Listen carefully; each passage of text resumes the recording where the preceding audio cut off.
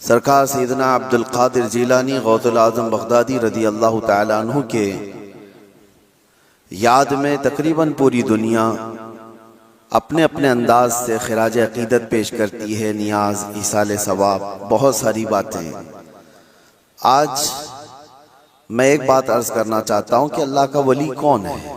ہم تو انہیں سلطان الاولیاء کہتے ہیں۔ سلطان الاولیاء ہیں کیونکہ اللہ تبارک و تعالیٰ کے مقدس بندوں میں کچھ وہ ہیں جن کو اللہ تعالیٰ نے اپنی محبوبیت کے لیے چن لیا ہے۔ انبیاء کرام علیہ السلام کا سلسلہ جب ختم ہوا، حضور پاک صلی اللہ علیہ وسلم آخری نبی ہیں، ان کے بعد قیامت تک کوئی دوسرا نبی نہیں آئے گا۔ تو نبیوں کا جو کام کیا جانا ہے، اس کام کو لے کر آگے بڑھانے والے امت کے وہ صالحین کو اولیاء اکرام کہا جاتا ہے۔ اور ولی ہوتا کون ہے؟ ولی کا کوئی خاص چہرہ، خاص لباس یا کوئی ایسی چیز نہیں بتائی گئی، لیکن قرآن نے کہا ان اولیاءہ الا المتقون، اللہ کے ولی صرف وہ ہوتے ہیں جو متقی ہوتے ہیں۔ اور متقی کون ہوتا ہے؟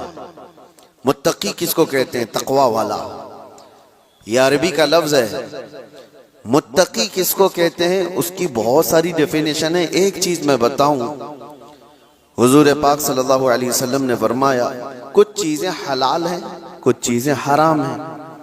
حلال بھی سب کو پتا ہے یہ حلال ہے، حرام بھی سب کو پتا ہے یہ حرام ہے، جو واضح ہے، جس میں کوئی شک نہیں۔ لیکن حلال اور حرام کے بیچ میں کچھ چیزیں ایسی ہیں جن کے بارے میں شک ہوتا ہے کہ حلال ہے کہ نہیں ہے، حرام ہے یا نہیں۔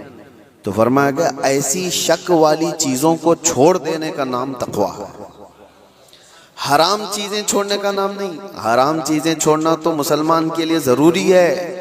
شراب نہیں پیتا، چوری نہیں کرتا، زنا نہیں کرتا، یہ ساری چیزیں نہیں کرتا، یہ تو مسلمان کے لیے ضروری ہیں۔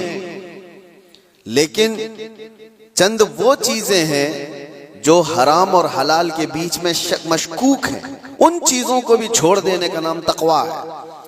اور تقویٰ دل سے ہوتا ہے، تقویٰ دل سے ہوتا ہے۔ اس طور پر سمجھ لیں کہ ہمیشہ اس کے سینے میں اللہ کا خوف ہو، ہر گھڑی اللہ تبارک و تعالیٰ کی خشیت ہو، اس کو تقویٰ کہا جاتا ہے۔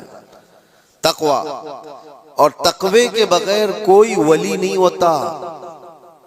تقویٰ سب سے بڑی چیز یہ ہے کہ تقویٰ کراتا کیا ہے؟ ٹھنڈیوں میں بستر چھوڑ کر کھڑا ہو جاتا ہے بندہ اللہ کی عبادت کے لیے، تقویٰ ہے۔ رات کے وقت وہ جب لوگ سو رہے ہوں، یہ رب تعالیٰ کے حضور کھڑا ہو جاتا ہے، یہ اللہ کا خوف اس کو بستروں سے اٹھا دیتا ہے، یہ تقویٰ ہے۔ اللہ کا خوف اسے ایسی جگہوں کی طرف دیکھنے بھی نہیں دیتا جس کو دنیا عام طور پر دیکھتی ہے، یہ تقویٰ ہے۔ اللہ کا خوف اس کے سینے میں، اس کی آنکھیں محفوظ ہیں، اس کی زبان محفوظ ہے، اس کا دل محفوظ ہے، اس کے ہاتھ پیر محفوظ ہیں گناہوں سے، یہ تقویٰ ہے۔ اور یہ تقوی کے ساتھ ہی کوئی اللہ کا ولی ہوتا ہے۔ اللہ کا ولی وہ نہیں کہ لٹھ چھوڑ کر کے رکھا ہے بالوں کی، 10 انگوٹھیاں پہن کے گھوم رہا ہے اور کوئی بھی بابا بن کر کے لوگوں کو لوٹ رہا ہے، اس کو لوگ سمجھ لیے کہ اللہ کا ولی ہے۔ اللہ کا ولی وہ نہیں ہوتا۔ سب سے بڑی بات آپ کو میں بتاؤں، حضور پاک صلی اللہ تعالیٰ علیہ وسلم کو چھوڑ کر کے کوئی اللہ تک پہنچ ہی نہیں سکتا۔ بخدا خدا کا یہی ہے در، نہیں اور کوئی مفر مقر، جو وہاں سے ہو یہیں آ کے ہو، جو یہاں نہیں تو وہاں نہیں۔ بے ان کے واسطے خدا کچھ عطا کرے، ہاشا غلط یہ ہوس بے بصر کی ہے۔ حضور کو چھوڑ کر کے کوئی ڈائریکٹ جانے والا راستہ ہے ہی نہیں، نبی پاک صلی اللہ علیہ وسلم۔ اب یہ بات میں کیوں کہہ رہا ہوں؟ کچھ وہ لوگ جو ولی بننے کا دعویٰ کر رہے ہیں، ڈھکوسلا ہے، جن کے ہاں حضور پاک کی شریعت کا کوئی لحاظ نہیں۔ حضور سے اگر محبت ہو تو حضور کی سنت سے بھی محبت ہو، حضور سے اگر محبت ہو تو حضور کی شریعت سے محبت ہو۔ نبی پاک صلی اللہ تعالیٰ علیہ وسلم کے صحابہ میں صدیق اکبر سے بڑھ کر ولی کون ہے؟ فاروق اعظم کی طرح ولی کون ہے؟ عثمان غنی کی طرح اللہ کا ولی کون ہے؟ حیدر کرار تو شاہ ولایت ہیں، ولیوں کے سردار ہیں۔ تو مجھے آپ بتاؤ، یہ صحابہ میں سے کبھی کوئی ایسا صحابی جو رسول اللہ کی اقتداء کرنے میں پیچھے رہ گیا ہو، کوئی نماز قضا کرتا ہو، شریعت کی دھجیاں اڑاتا ہو؟